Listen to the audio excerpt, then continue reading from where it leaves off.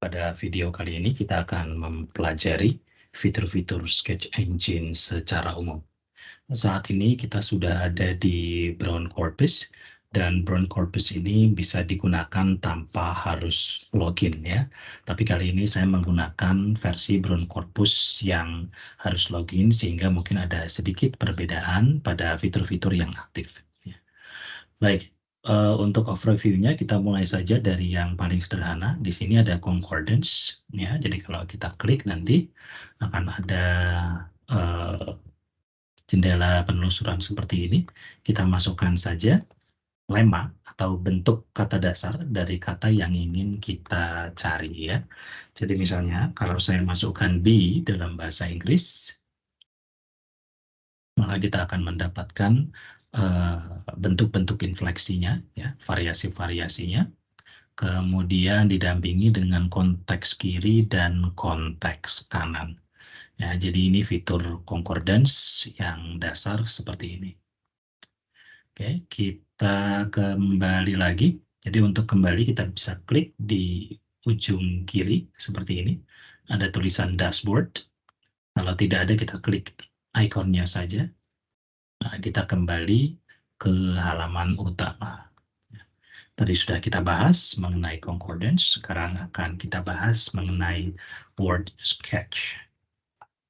Ya. Nah, untuk word sketch nanti akan ada jendela penelusuran yang seperti ini.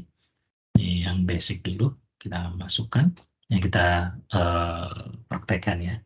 Kurang lebih sama, kita masukkan lemma atau bentuk dasar dari kata-kata yang ingin kita cari. Ya, hasilnya seperti apa? Kita lihat saja ya. Jadi saya akan masukkan watch di dalam bahasa Inggris. Kita klik enter, kemudian nanti akan muncul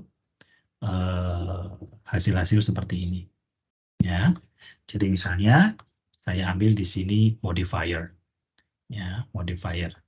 Di sini bisa kita lihat bahwa ada modifier dari watch, yaitu anxiously. Jadi anxiously watch, silently watch. Ya, tidak hanya yang ada di posisi kiri, tapi juga yang ada di posisi kanan dari kata yang ditelusuri. Misalnya di sini ada watch carefully. Oke, jadi ini adalah kolokasi yang berbasiskan relasi gramatikal. Jadi untuk kolokasi yang standar atau tradisional itu biasanya berbasiskan signifikansi, size effect, atau skor statistik yang lain. Dia akan mengurutkan berdasarkan kekuatan statistik seberapa kuat satu kata menarik kata lainnya atau seberapa mungkin satu kata muncul dengan kata lainnya, dan itu bukan kebetulan. Nah, di sini word sketch agak sedikit berbeda. Dia merupakan varian dari fitur kolokasi, yaitu kolokasi yang ditambahkan dengan grammatical relations. Ya. Oke, jadi itu tadi satu contoh. Kita kembali lagi ya. Jadi klik lagi di sini, dashboard. Concordance sudah, word sketch sudah. Sekarang kita ke word sketch difference. Jadi kurang lebih ini sama seperti word sketch, hanya saja kita memasukkan dua kata atau dua lemma atau dua kata dasar secara bersamaan. Nah, misalnya di sini saya akan ketik, tadi kita sudah watch ya. Sekarang saya akan masukkan kata lain yang mungkin maknanya mirip, yaitu see.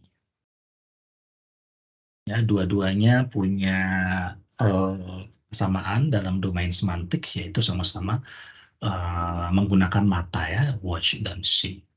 Nah, bisa kita lihat di sini, saya gunakan modifier saja ya, salah satu contohnya.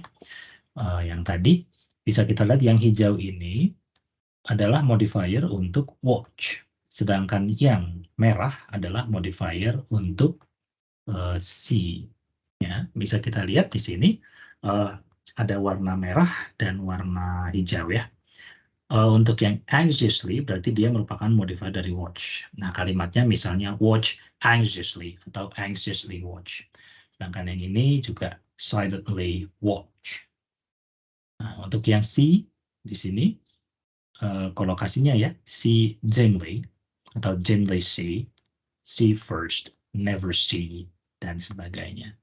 Nah, bagaimana kalau ada yang putih? Nah, misalnya di sini. Ya. Yang putih ini artinya dia merupakan, di sini objek ya, jadi dia merupakan kolokasi yang dimiliki oleh kedua poros ya, baik watch ataupun see. Ya. Ini singkat saja ya, kita overview lagi untuk fitur selanjutnya. Word case sudah, word case difference sudah, concordance sudah, sekarang thesaurus. Nah, thesaurus ini agak berbeda dengan thesaurus yang kita pahami ya secara umum.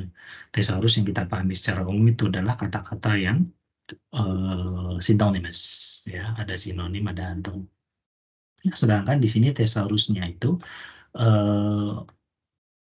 dia berdasarkan kedekatan ya, kedekatan jarak semantik, dan dia dihitung menggunakan kalkulasi statistik.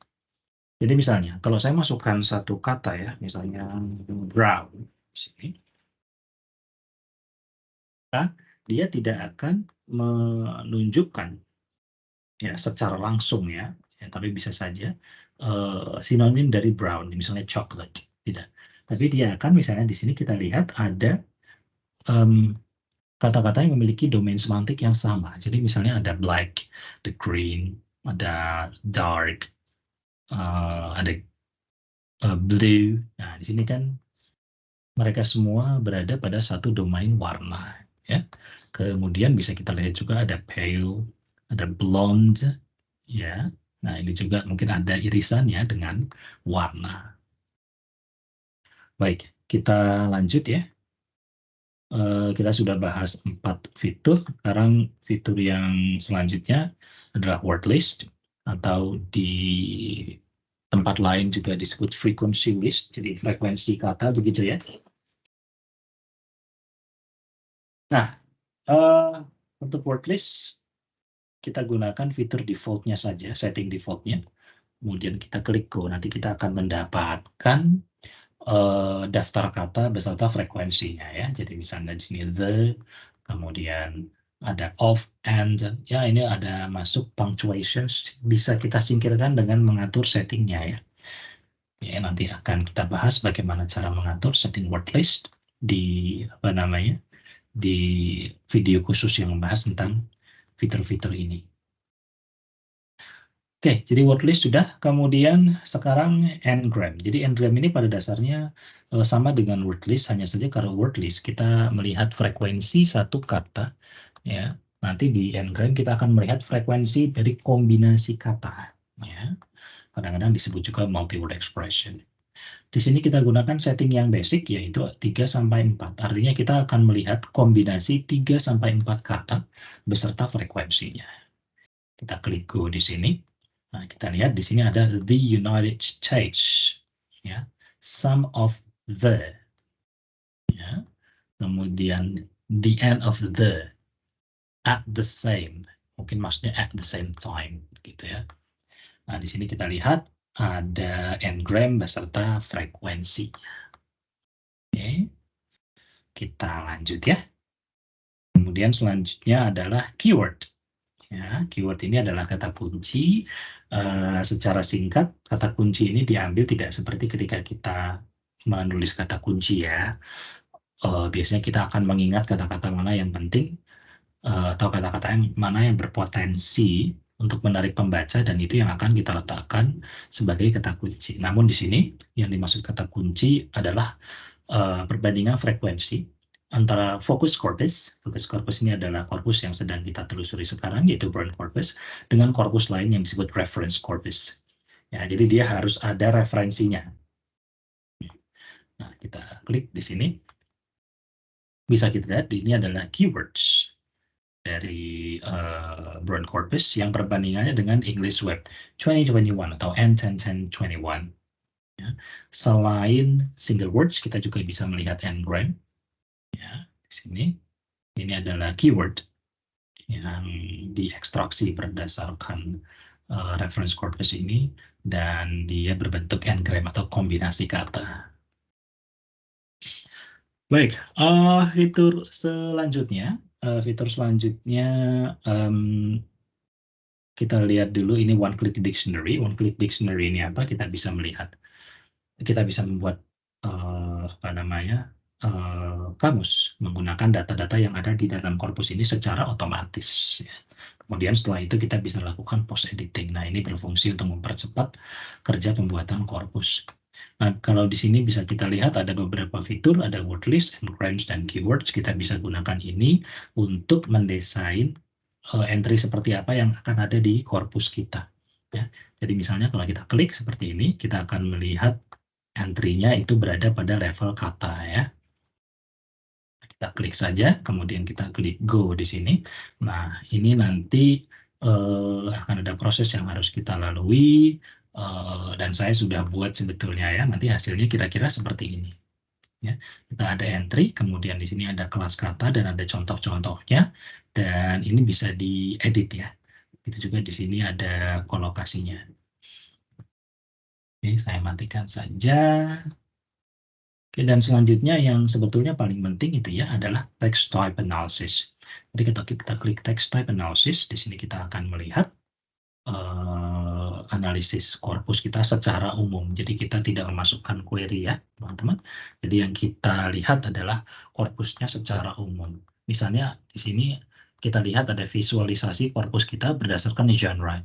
Dari genre-nya apa saja, ada fiksi, ada popular, ada skill and hobbies, dan sebagainya. Berikut proporsinya ya, secara relatif dalam bentuk persentase.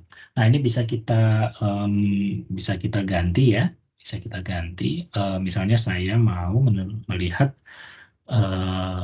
korpus ini, memvisualisasikan korpus ini berdasarkan author ya, berdasarkan author.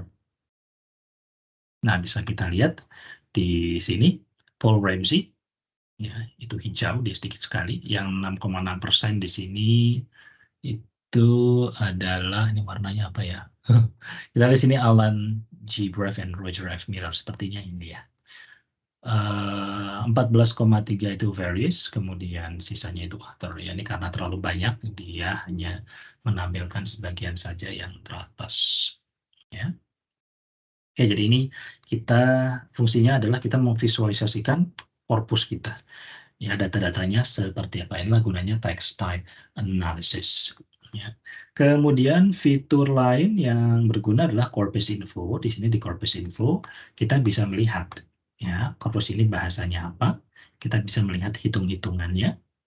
Ya, kemudian dari token, word, sentence, documents, kita bisa juga melihat text set atau label anotasi yang digunakan untuk melabeli kata-kata di dalam korpus kita. Misalnya adjektif itu seperti ini, noun itu seperti ini, numeral seperti ini, verba seperti ini, dan sebagainya.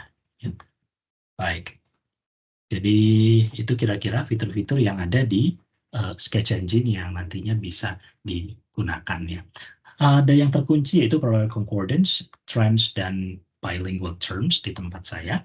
Ya, ini mungkin nanti akan ada kalau misalnya Anda login itu membayar dengan jumlah tertentu. Tapi pada umumnya semua fitur-fitur yang banyak digunakan, yang sering digunakan itu sudah saya bahas pada overview ini. Ya, pada video-video selanjutnya kita akan membahas masing-masing fitur ini secara lebih detail.